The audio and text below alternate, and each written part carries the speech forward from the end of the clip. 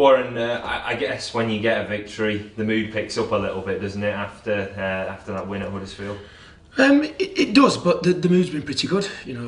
Like I've been saying since I've got here, that you've not been displeased with the way the lads have trained every day. They've tried to be the best they can be, and that's all you can ask for as a manager.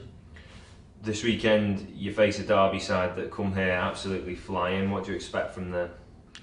They're a good footballing side. They're one of the big hitters in the league. Expectations at the start of the season that they were looking to get automatic promotion. They've already lost a manager because they weren't in a position or deemed to be in a position that they were going to get automatic promotion. So, it's an ambitious club. A lot of big hitter players, so it's another tough game for us. Have you noticed much of a difference in them since the recent change of management? Early on, they were very tight games, 0-1, 0-0, and now they seem to be very free scoring. I think all the time teams have got their philosophy how they want to play. The opposition as well at the start of the season might look at them and be really cautious and really fully concentrated on trying to stop and play. So you can't just say that. You can't just say it's a change of manager that's done that. The players out there will always be trying to create things, trying to cause problems with their technical ability they have. Sometimes it's how the opposition set up to try and stop you playing, that stops you enabling to do the things that you want to do. You've had 2 away games and collected 2 very good results. You're back at home now. Does that change how you go about your business? I think we've got to have some consistency in the things that we do. We're obviously not in a good position, and we've got to work that everybody knows the job's with and without the ball. We've got to look at our strengths and weaknesses, look at how our philosophy should be, based on the players that we've got. Really, I think that's maybe a little bit different than where I've come from. You're looking to do different things, but that's looking at the strengths and weaknesses of the whole squad, and setting out a plan of how I think we should play based on the strengths that we've got and trying not to expose the weaknesses.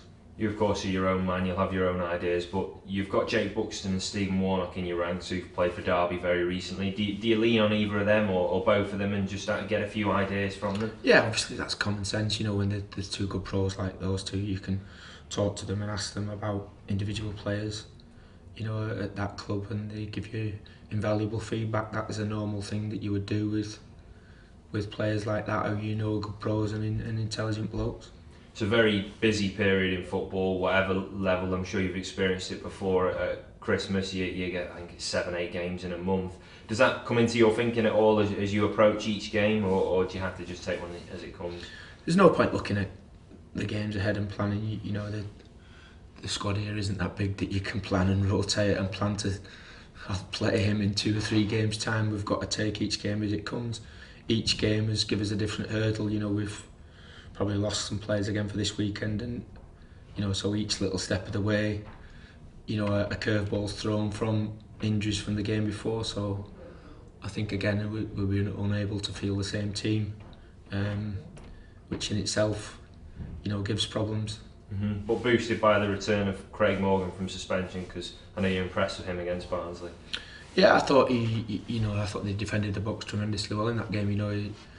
We knew what to expect from Barnsley. We knew they'd be direct. We knew balls would go forward early. They've got a lot of front runners, and we dealt with that well on the day. Each different team gives a different set of problems. So, you'll certainly come into the reckoning for the weekend. But also you were pleased with Dan Burn when he came on. To pick the pace of the game up the other night. Another man that impressed on Monday night was Nathan Byrne. It was his first start since we drew with Leeds United. What have you made of Nathan since you've come in? Yeah, I think he's got a lot of talent. He drives up the pitch with the ball. He's a good dribbler, good runner, good lad. I've talked to him about his levels of fitness. I think they were miles away when he first come, and he's worked hard over the last couple of weeks to get that level up.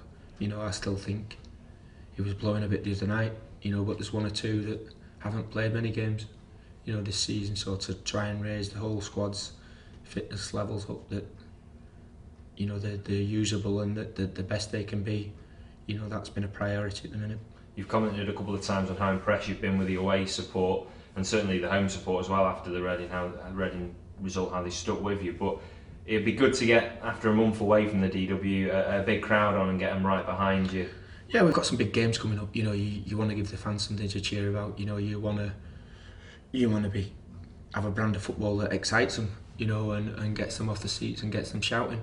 But also we've got to be mindful of the situation we're in. We've got to be hard to beat as well. There's two sides to it. There's some big teams in this league. We've got to be competitive and in games. Right to the last minute with a chance of winning the game. So that's how we've set about doing things. Really, you can't afford to be out of the game like we were 3 minutes in Reading when the game's over.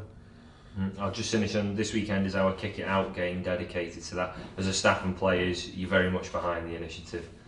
Yeah, obviously, everybody in football is, behind the initiative. So, we're no different than anybody else in that respect. It's important that it's done properly. So, you're respectful of the PFA and all the work that they do as well behind the scenes on that. To make sure that it's right, really.